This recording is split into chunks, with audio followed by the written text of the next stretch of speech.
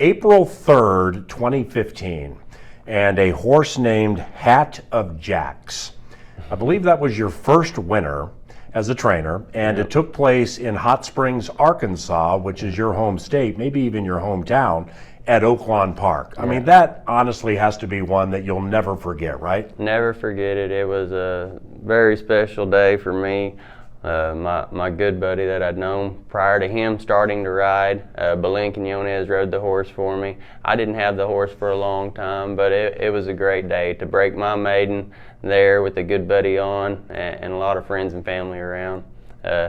Easy to kind of get hooked after that. Has it surprised you in any way just how big Oaklawn's become? It has, and you know, just pure luck to be in my home state. I'm going to be there no matter what, but to have that place blow up and get to run for that type of money, and me having a bunch of Archie breds, it helps considerably because the racing is tough there, but when you got a bunch of state breds, it's just like the men breds here, it helps. Yeah, you're not a claiming trainer. No. So like, how do you get your horses?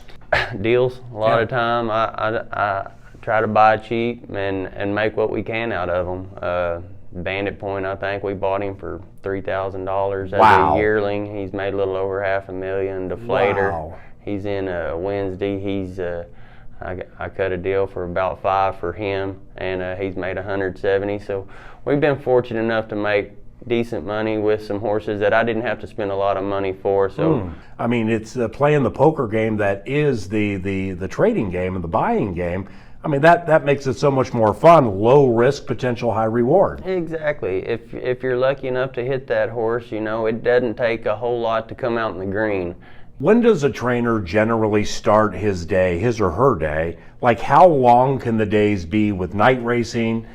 It varies. You know, this is actually my easier time of the year. I've got plenty of horses back here to stay busy, but I don't have my farm here, so we go to the camper and we take it easy while we can throughout the day. But like you said, when you're racing morning or night or afternoon or whenever, you know, you've got to be there.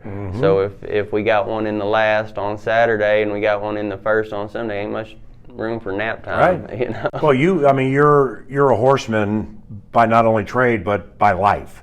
So what have you noticed are keys when you have multiple horses in a barn up and down the shed row? What are keys to keeping all of them happy? I think kind of treat each horse individual. You know, just because one horse can handle being honed on and likes to train and needs trained to stay fit, you know, the next horse might be a little picky or might be a little petite, and you train each horse different. If you get one out of the feed tub, back up on them a little bit. If you get one kicking the barn down, you might want to train him a little extra. For the most part, I call it common sense. Yeah, that's old school, because everything's so regimented now and do it this way. I haven't had a training chart in probably 5 years, man. I mean, really, I've got to go back and look on Equibase to see when my works were a lot of the time. And once we're race fit, you know, I just kind of keep them happy. That's terrific. Train each horse for what they are.